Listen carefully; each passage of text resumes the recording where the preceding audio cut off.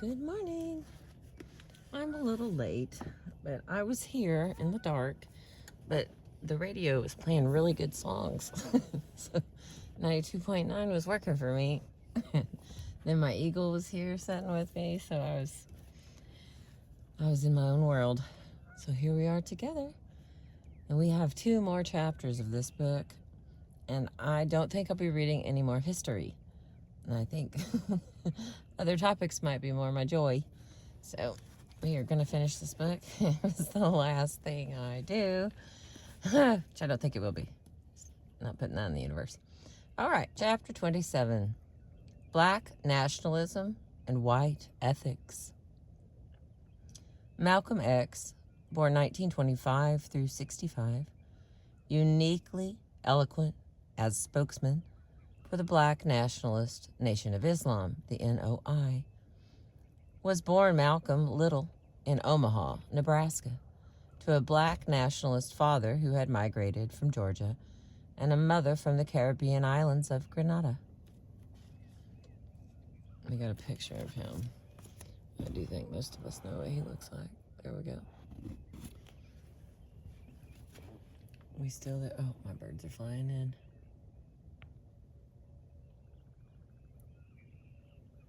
Here come the cormorants. Perfect.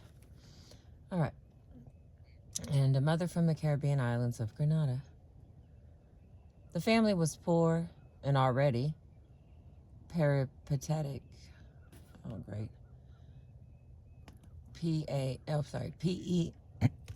Forgive me.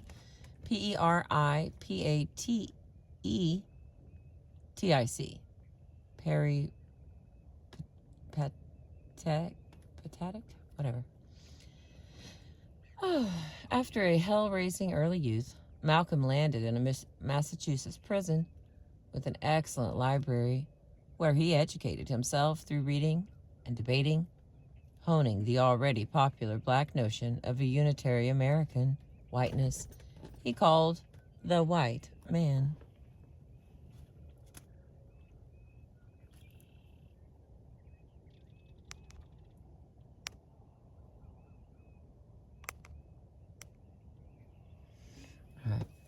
Released in 1952, he joined the Nation of Islam, rising quickly through its ranks as speaker, journalist, and organizer. In 1961, at age 36, and having changed his name to a richly symbolic Malcolm X, he founded the NOI's national weekly newspaper, Mohammed Speaks, initially publishing out of the basement of his home in Queens. The newspaper grew right along with the NOI movement and American civil rights movement in general. Okay, a little side note. Members of the NOI exchanged their slave names for X, which stood for the loss of their unknown African families and names. After Malcolm X left the NOI and made the pilgrimage to Mecca in 1964, he took the name El Hajj Malik El Shabazz. All right, back to the main reading here.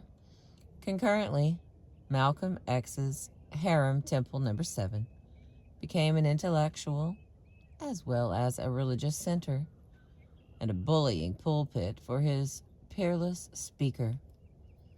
All Negroes are angry, and I am the angriest of all. He acknowledged, proudly castigating the white man in no uncertain terms. It was a message that thrilled and chilled Americans of all sorts. Never mind, for the time being, that Malcolm's skills in debate obscured the plain fact that NOI theory belonged to a long history of flagrantly nonsensical race thought.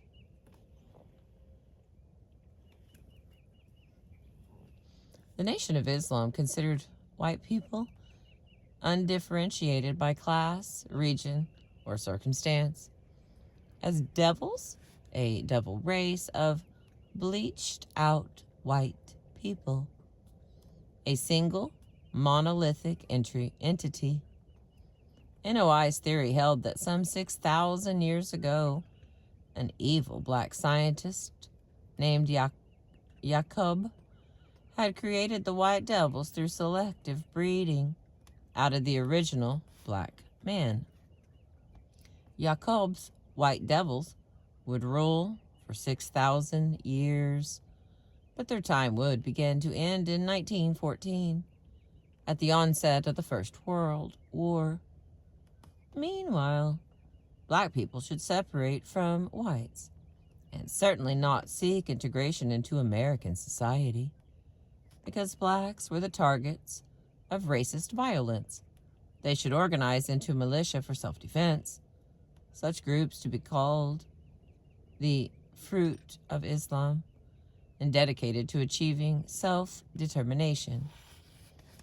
Malcolm X's charisma clearly mattered more than ideology, pulling tens of thousands of black people into the NOI, assaulting along the way journalists and scholars of every stripe. In July 1959, Mike Wallace's 5-part television documentary, The Hate That Hate Produced, considerably amplified media fascination with the Malcolm X story and went on to spawn a Boston University dissertation, scholarly books, a phenomenally best-selling autobiography, and a feature film and commentary that continues to grow. Constantly in demand as a speaker after 1959, Malcolm X became the darling of academia. By the early 1960s, Malcolm X was the second most sought-after speaker on American college campuses. The most popular of all was the conservative Republican senator from Arizona, Barry Goldwater, who ran for president in 1964 against labor unions, the New Deal, and the Civil Rights Act. Playboy magazine introduced hipsters to Malcolm through an interview with Alex Haley, Malcolm's biographer, in May of 1963, and the Saturday Evening Post enlightened the masses with a 14-page excerpt from the autobiography of Malcolm X in 1964, a large story opening with a full-page color illustration and the title, "I'm Talking to You, White Man." Here are a few of Malcolm X's iconic statements. "When I say the white man is a devil, I speak with the authority of history. The record of history shows that the white man, as a people, have never done good. He stole our fathers and mothers from their culture of silk and satins and brought them to this land in the belly of a ship. He has kept us in chains ever since we have been here. Now this blue-eyed devil's time has about run out. To this blanket of blame, descendants of European immigrants, children of Louis Adamix, Peter Malik answered, 'Racist? Our ancestors owned no slaves. Most of us ceased being serfs only in the last 200 years.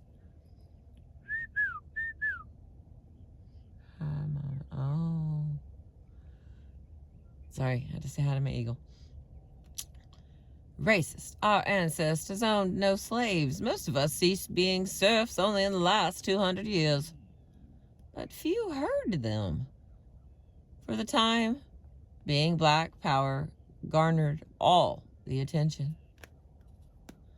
Very importantly, Malcolm X brought to blaze the love affair between academia and black nationalists, an attraction that continued after Malcolm's departure from the NOI in 1964 and his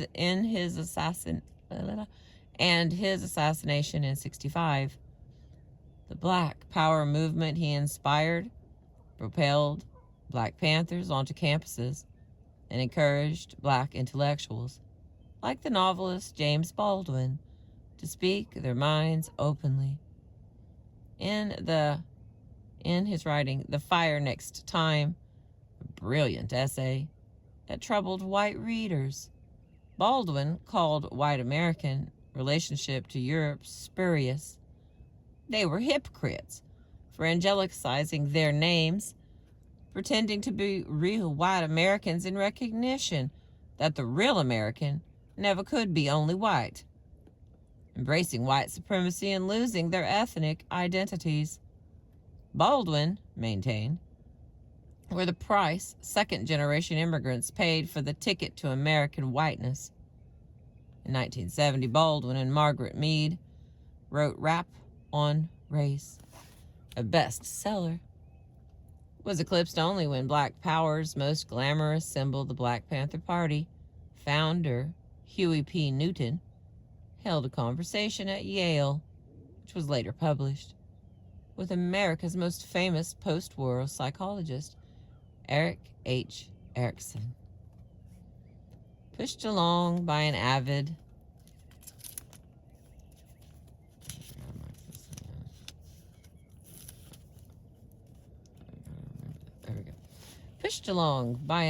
media, the Black Power movement remade the notion of American racial identity. Now, the most fascinating racial identity was black, not white, a flip certain to disturb those who had struggled so hard to measure up to Anglo-Saxon standards. Working class whites who resented being ignored, Catholics who felt vulnerable in academia, and Jews who were also used to having the last word were all deeply offended. And white people pushed back. The rise of the white ethnic identity rose in direct response to Malcolm X and his Black Power successors.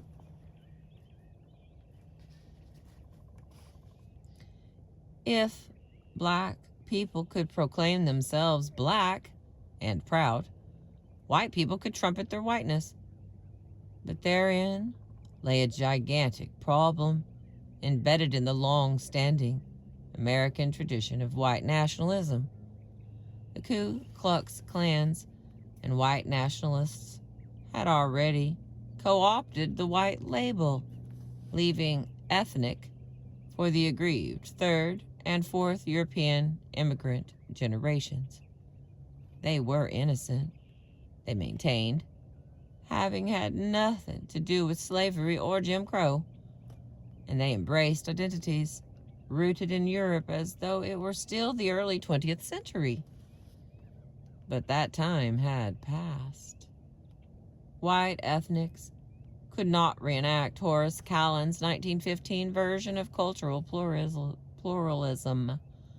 for they no longer spoke the old languages, wore their ancestors' clothes, or respected their grandparents' outmoded conventions of gender. The white ethnicity of the late 20th century was little more than a leisure activity, one that American entrepreneurs embraced. Ethnic consumers could buy t-shirts imprinted with European flags, take tours of the old country, and parade in the street on ethnic holidays. This symbolic ethnicity seemed to offer a warm, family-oriented middle ground between stereotypes of plastic, uptight, middle-class Protestant Anglo-Saxons and violent, disorganized, impoverished blacks. In the 1970s, the term ethnicity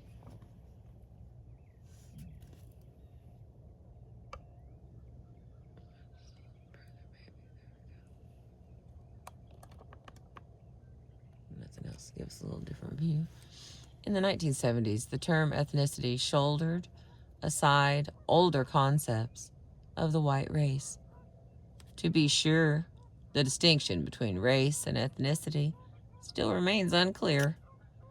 As a leading sociologist confessed, It is true that systems of race and systems of ethnic relations have much in common.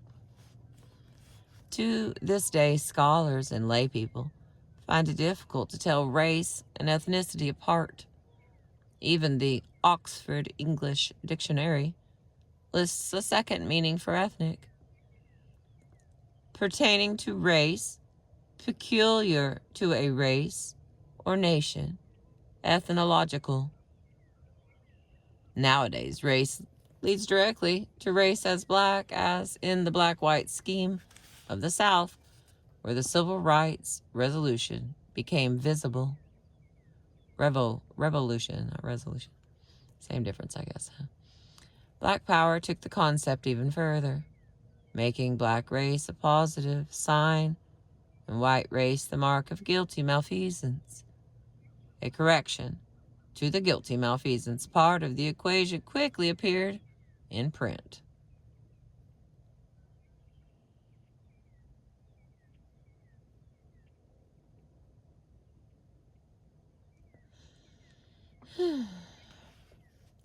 Michael Novak's Rise of the Unmeltable Ethnics from 1972 became the national anthem of lower middle-class whites. Born the grandson of Slovak immigrants in the Johnstown, Pennsylvania steel-making region, Novak graduated from Stonehill College in northeastern Massachusetts and the Gregorian University in Rome, where he studied for the Catholic priesthood. Staying with theology, he pursued graduate work at Catholic University and at Harvard, earning an M.A. in 1966. In 1961, he published a novel, The Tibber Silver, in which a young seminarian wrestles with ideas of God and tenets of the Catholic Church. As a freelance journalist between 1962 and 65, Novak covered the Second Vatican Council's deliberations on the post-war world, then taught at Stanford University and the Experimental College of the State University of New York at Old Westbury. In his writing, The Rise of the Unmeltable Ethnics, perfectly suited to the times, Novak concentrated on those unmeltable pigs, Poles, Italians, Greeks, and Slavs, in their view so long reviled. The liberals always have despised us. We got these mostly little jobs, and we drink beer, and my God, we bowl and watch television, and we don't read. It's goddamn vicious snobbery. We're sick of all these phony integrated TV commercials with these upper-class Negroes. We know they phony. They felt detested. The ethnics gloried in judging themselves smarter and harder working than Negroes, and tougher than the college crowd. Novak went along deploring the bigotry he saw in Protestant and Jewish intellectuals, so prejudiced against the ethnics, and so in awe of black militants. Among Novak's heroes were the straight-talking Vice President Spiro Agnew, born Spiro T. Agnostopoulos in Baltimore, and the Alabama Governor George Wallace. All right, got a side note. Agnew resigned the vice presidency after being indicted for bribery, becoming the first to leave office under the threat of criminal conviction. He left office under threat of criminal conviction. All right, we continue. Those tough guys remained Novak and Slovak, men arguing. Okay, hang on.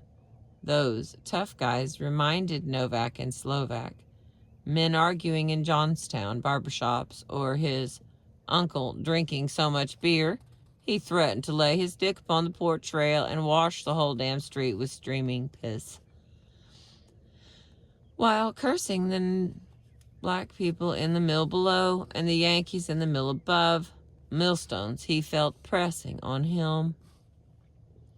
Newly elected governor in 1963, George Wallace had proclaimed, "Segregation now, segregation tomorrow, segregation forever," and backed up his words by standing in the schoolhouse door, to protect the University of Alabama from 2 black students. The university did finally admit the students, who eventually became honored alumni. But Wallace won, too, going on to pesky runs for the presidency in 1964, 68, 72, and 76. Another little side note. In 1965, Vivian Malone became the first African American to graduate from the University of Alabama. James A. Hood had entered with her in 63, but left the university with an ulcer after a few months of harassment. He earned a doctorate in education from the university in 1997. All right. Richard Nixon picked up the theme, running on the Wallace-inspired anti-black Southern strategy. In 1968, a ploy that served Republicans well past the Ronald Reagan era. Novak reports with pride that Reagan's pollsters had lifted work, family, neighborhood, peace, strength from him and used the slogan to rally Democrats for Reagan. Another note. Novak went on to honors. Since 1978, he has held the George Frederick Jewett Chair in Religion and Public Policy at the Conservative American Enterprise Institution in Washington, D.C. He received the $1 million Templeton Prize for Progress in Religion, awarded at Buckingham Palace in 1994, and then delivered the Templeton Address in Westminster Abbey.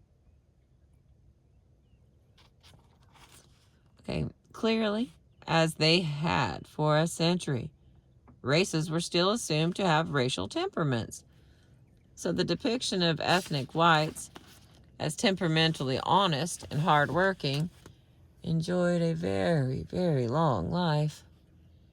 At bottom, the Southern strategy pitted white people, Americans, against an alien race of black degenerate families judged lacking of self-same virtues.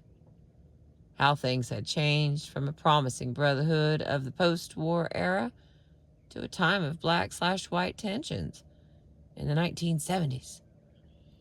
A classic text soon spanned the 2 eras, capturing the mood of each moment from an academic point of view.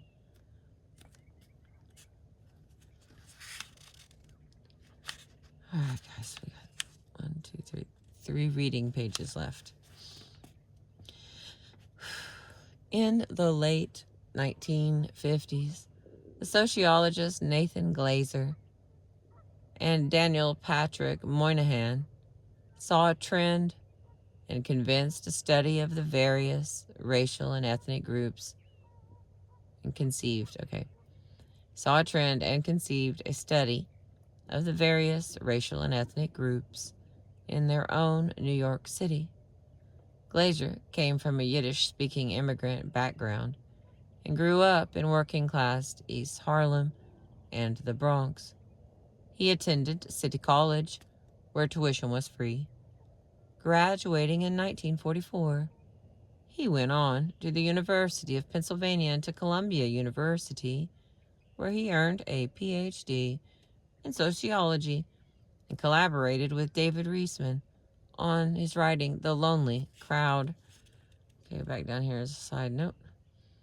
Glazer is featured in Arguing the World, a film about the Jewish New York intellectuals who attended the City College of New York in the 30s and 40s and became leading American public intellectuals. Having started out as Trotskyites, they often became strong anti-communists in the 50s and 60s, and leading neoconservatives following the turmoil of the 1960s. During the Kennedy administration of the early 1960s, Glazer worked in the War on Poverty in Washington, D.C., and got to know Daniel Patrick Moynihan, an Assistant Secretary of Labor. Born in Tulsa, Oklahoma, Moynihan had moved to New York with his family when he was only 6. Like Glazer, he lived in poor neighborhoods and studied at City College. However, Moynihan joined the Navy's officer training program at Tufts University and received MA and PhD degrees from Tufts after the war. In Washington, Moynihan and Glazer decided to work together, with Moynihan adding an essay on New York's Irish community and a general conclusion to Glazer's articles on ethnic groups in New York. Their 1963 book, Beyond the Melting Pot, The Negroes, Puerto Ricans, Jews, Italians, and Irish of New York, became one of the most influential sociological studies of its time. Glazer joined the Harvard University faculty in 1969, where Moynihan, soon to be elected U.S. Senator from New York, had been since 1964. All right, we got a side note, but I need a side drink. Hang on.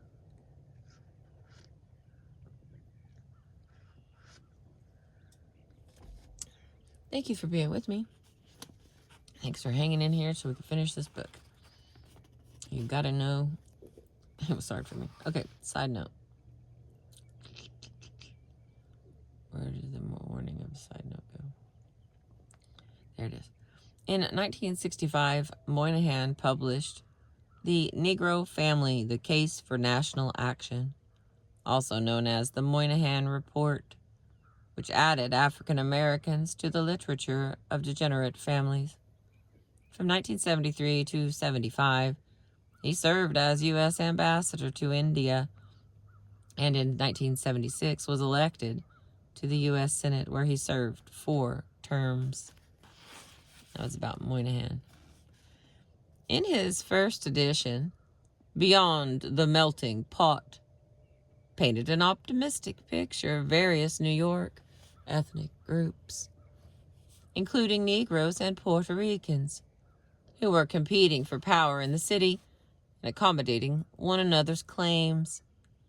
Glazer and Moynihan denied that any of the ethnic groups had melted into a bland Americanness. Ethnic groups were not a purely biological phenomenon, and while old country languages and cultures had largely disappeared, ethnic groups were being continually recreated by new experiences in America. Much of the book's readability rested on its ready resort to shaky generalization, which occasionally veered awfully close to stereotype. The Jews were coming out on top by dint of intelligence and hard work. The bewildered Puerto Ricans could not figure out how to work the system. The Negroes were struggling against a heritage of discrimination, but the urban policies of the Kennedy administration would provide the assistance they needed. The Italians were losing ground on account of a failure of intellect. In a mean-spirited aside, Glazer and Moynihan quote a world-famous Yale professor who had dinner on the day an Italian-American announced his candidacy for mayor of New York, remarked that if Italians aren't actually an inferior race, they do the best imitation of one I've seen. It was later also said of Mario Procaccino that he was so sure of being elected that he had ordered new linoleum for Gracie Mansion. Never mind the Italians. All in all, the future seemed hopeful. Beyond the Melting Pot appeared in a second edition in 1970 with a very different feel. In a new, long introduction, Glazer regretted the rise of black militants who insisted on their uniqueness. Now, he lamented, we seem to be moving to a new set of categories, black and white, and that is ominous. And that was where American whiteness stood, 3/4 of the way through the 20th century. The civil rights movement, it seemed, had spawned the ugly specter of black power, a source of alienation for white people, rejecting the burden of white guilt that Malcolm X laid on them. White Americans were morphing into Italian Americans and Jewish Americans and Irish Americans. What they had in common was not being black. Basically, white versus black now sufficed as an American racial scheme for the moment. Little side note, and this one's done. Nathan Glazer published the first full-length denunciation of affirmative action in 1975. Affirmative discrimination, ethnic inequality, and public policy. By 1997, he had come around to a grudging acceptance of multiculturalism, providing that it was only temporary. In his writings, we are all multiculturalists now. Oh, hallelujah. We are done with chapter 27. So 28 is 92. It's only about 12 pages. I'm going to try to get that done today. I'll try to pick another spot. All things considered. Oh, my word. Okay, so what was the name of that again? Black nationalism and white ethnics. Not ethics, ethnics. Oh, sorry, here's my book. I can't see. There we go. I'm so excited. There's only one chapter left. I will miss all of y'all listening to me struggle through multiple languages and unused words. People who, everybody texts now. You don't even know how we used to have to use all these words. And you needed the right word at that. It wasn't even just like randomly get wrong words. You had to know the right one for what it meant. And it was very important in the 1900s. You knew the definition of the word, had more than one word to choose from in your sentence structure. And so this book is a reminder of that. It's not even that old. Okay, enough time with me. But I appreciate you letting me finish this book and letting me read all this information about history to you. I didn't mean to do that. I didn't. I know it says history on it. It says literally the title is titled History, but I don't know. Thank you again. Have a beautiful day. Thanks for being with me. I appreciate you.